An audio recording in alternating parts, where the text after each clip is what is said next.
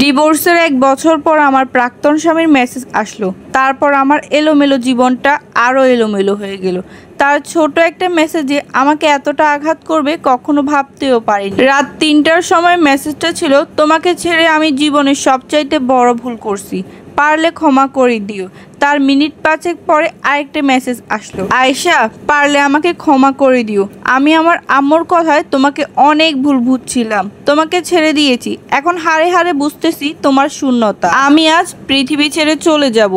তাই বিদায়ের আগে যেই মানুষটার সাথে এত বড় অন্যায় করেছি তার কাছে সব বলে গেলাম। আমি ঘুমের ঘরে চোখটা খুলে মেসেজগুলো ভালো করে পড়লাম। আমি বুঝতে পারতেছি না কি করব।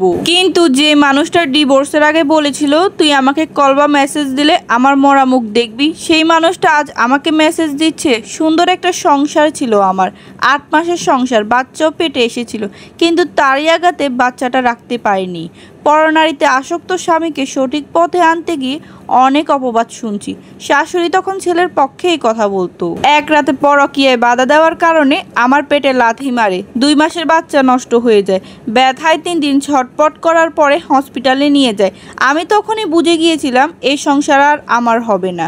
চলে আসলাম বাপের বাড়ি। তারপরও তাকে অনেকভাবে খুশি করে তার কাছে ফিরে আসতে চাইছি, কিন্তু সে যে ওই নারীর সাথে মিশে গিয়েছিল, সে যে আমাকে আর সহ্যই করতে পারে না।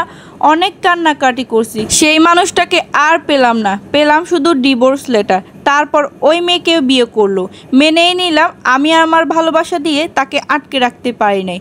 তাহলে এতদিন পর এই মেসেজ কেন? সাথে সাথে আমি তার নাম্বারে অনেক কল দিলাম, কল ঢুকছে কিন্তু রিসিভার হয় না। বুকের ভেতরটা কেমন জানি কেঁপে উঠলো। কি হলো তার সাথে?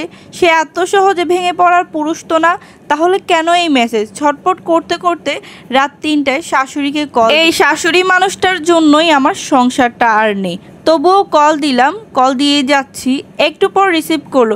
সে কর্কশ শব্দে বলে উঠলো, কেন তুমি কোন মতলবে আমাকে কল করলা? আমি বললাম আপনার ছেলে কোথায়? সে বলল এখনো কি পিছু ছাড়নি? সে ভালো আছে তার বউ নিয়ে। আমাকে এত রাতে ডিস্টার্ব করছো কেন? কোন মতলবে?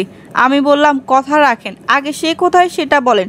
শাশুড়ি বলল তার রুমে ঘুমাচ্ছে। আমি বললাম তাড়াতাড়ি তার রুমে যান, কোনো অঘটন ঘটার আগে তার রুমে যান। আমি লাইনে আছি। কি মনে করে শাশুড়ি রুমে গেল, গিয়ে দরজায় অনেক বাড়ি দিল, কিন্তু কোনো সাড়া নেই। তখন শাশুড়িও অনেক ভয় পায়। তখন অনেক রাত, সবাই ঘুমে। ডাকাডাকির আওয়াজ শুনে আমার শ্বশুর, দেবর, পাশের বাড়ির সবাই উঠে যায়। দরজা ভাঙার শব্দ শুনছিলাম। মজবুত দরজা, ভাঙতে অনেক সময় লেগে যায়। তারপর দরজা খুলে চিৎকার শুনি আমার শাশুড়ির, বাবারে তুই এটা কি করলি বাবা? বুঝতে বাকি রইল না, সে আর নেই। সকালে ভোরের আলো ফোটার আগে আমি তার বাড়িতে গেলাম। বাড়ি ভর্তি লোক, পুলিশও এসেছে। নতুন বউ বাপের বাড়ি ছিল, সেও এসেছে। লোকের সামনে দিয়ে পুলিশরা দেহটা তুলে নিয়ে গেল। কি অদ্ভুত বিদায়! আমি তো এমন মৃত্যু চাইনি, আমি তো তাকে ভালোবেসেছিলাম। এই গল্পটা একটা আপুর জীবন থেকে নেওয়া। কথায় আছে না, কাউকে কষ্ট দিয়ে সুখে থাকা যায় না। আর সে তো পাপ করছে, আর পাপ বাপকেও ছাড় দেয় না।